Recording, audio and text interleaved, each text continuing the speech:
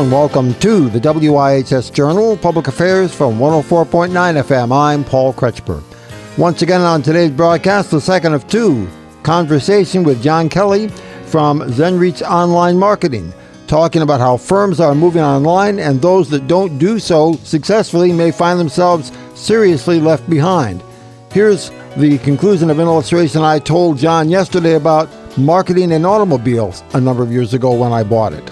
In all likelihood, what took place was when car dealerships in particular had just started hiring what they called internet marketing managers to do online advertising. Mm-hmm. And most of the time they existed in a silo in a back office somewhere, and the salespeople never knew kind of what those guys in the back office did.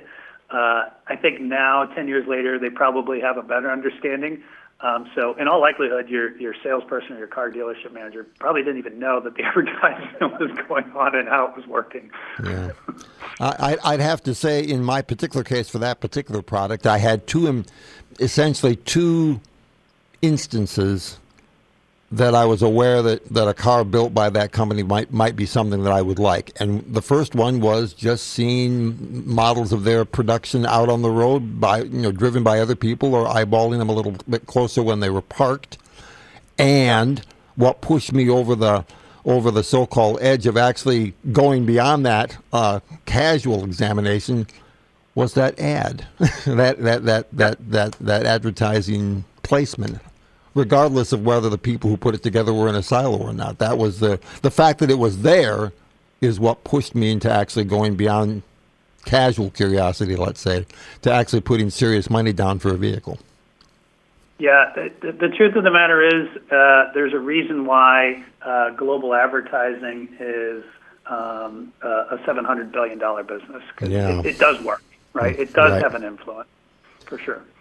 So with that in mind, then, what sorts of things are you doing then for the clientele that you may be servicing at the current time that would perhaps induce someone who's listening to us right now who may be in the position to be a decision maker and would be intrigued by what you have to say and contact someone such as yourself? Yeah, I think what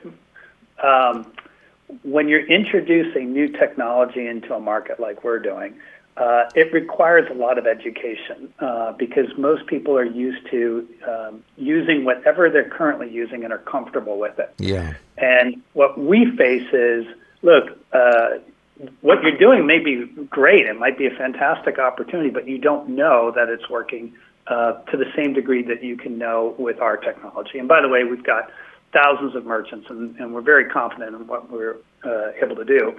But for the new merchant, they might not know it, and they might think, well, I've been doing that radio advertisement, that seems to work. I've been doing my Google search, that seems to work. My Facebook page gets a lot of likes, and so it's a question of kind of their comfort level with their existing forms.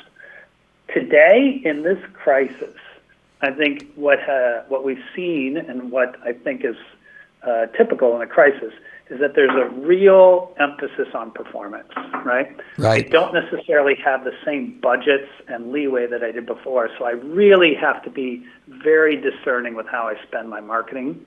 And if I'm an offline business, I really want to know that it's going to lead to sales, right? I want to know that it's going to lead to foot traffic into my stores. And now I think the scrutiny is really coming into a lot of the traditional channels, which is a benefit to a company like ours, Zenreach, because we can provide that level of scrutiny and transparency to the merchants, which they love. Oh, and by the way, our performance is also quite good. We've been able to drive people. Yeah, we've been able to drive people into locations at super economical rates, and so the merchants that we operate with are generally quite happy.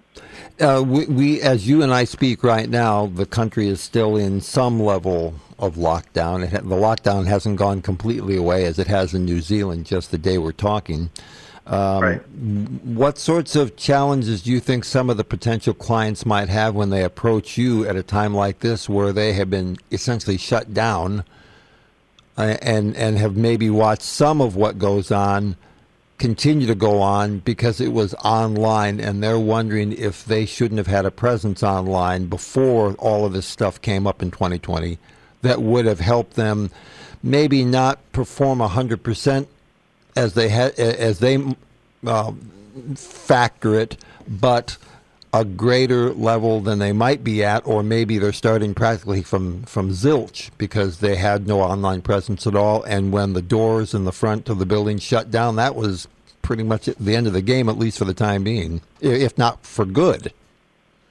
Yeah, and that story is actually being played out today. Like, we see this across the board. We have a few offline merchants that never kind of launched an online store through this time period, pulled back from marketing entirely, and you can see it in the traffic. You can see it in their online orders that that they've suffered immensely.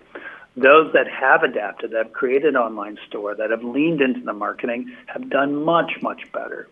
Anecdotally, we can compare a set of clients in the restaurant space. One set of clients that actually did online ordering kind of made it fun. They would do things like a free roll of toilet paper for orders over $50, or here's your margarita to go, and leaned into the marketing, spent some marketing to get the word out, and you would see that their numbers are like 60%. Compare that to other restaurants, which might be at 20%. Pre-COVID levels. So pretty big dramatic difference between 20, 25%, and 60%, right? Right. And that is really an indication of you have to lean in to this new online environment in many ways, because where are your consumers right now when they're staying at home? They're online. Yep. Right? That's where they are. That's certainly been the case in my household. I know of one or more products that I have needed to purchase because we had a need for them in our household.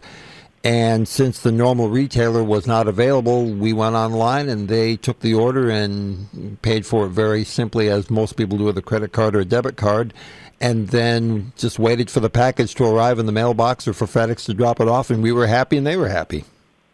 Yeah, exactly. Like, if you look, there's certain segments of the industry which have blossomed during this crisis, and one of them is the delivery sector. So food delivery has gone crazy, up very, very high. Domino's, traditional pizza delivery, was actually up in March and April, for example. That's understandable, more people at home, but overall food delivery from your fine dining restaurants, like the delivery, the Instacarts, the DoorDashes, the Uber Eats, they've all benefited from this crisis. And there's historical data to show that the companies that can lean in and do more marketing, be more aggressive in their outreach to consumers during times of crisis, actually gain market share when they come out of the crisis. And that is precisely for the reason you mentioned. You're in contact with your consumer base during this time frame. You're making your services available. Some cases you might even be asking, like, what can we do to help? And like providing that free roll of toilet paper or hand sanitizer might be a small little gesture, but it resonates in the minds of the consumer. And those companies that can participate in the outreach to consumers are usually the ones that end up taking market share. For listeners who might like to take this short conversation of ours to the next level, then what's the contact point that you recommend people reach out and touch you by? Sure. Our website is zenreach.com, ZENREACH.com. If you click on the website and click on the Contact Us, we'll be happy to get in touch with you and have a conversation, see how we might be able to help. Thank you very much. It's been a pleasure for the last few minutes speaking with John Kelly, the Chief Executive Officer of Zenreach, about marketing in the online world. Thank you very much, sir. Thank you very much. John Kelly is from Zenreach Online Marketing. For further information, call us at 860-346-1049, 860-346-1049. The opinions expressed are those of the participants, not necessarily those of the staff or management of the station.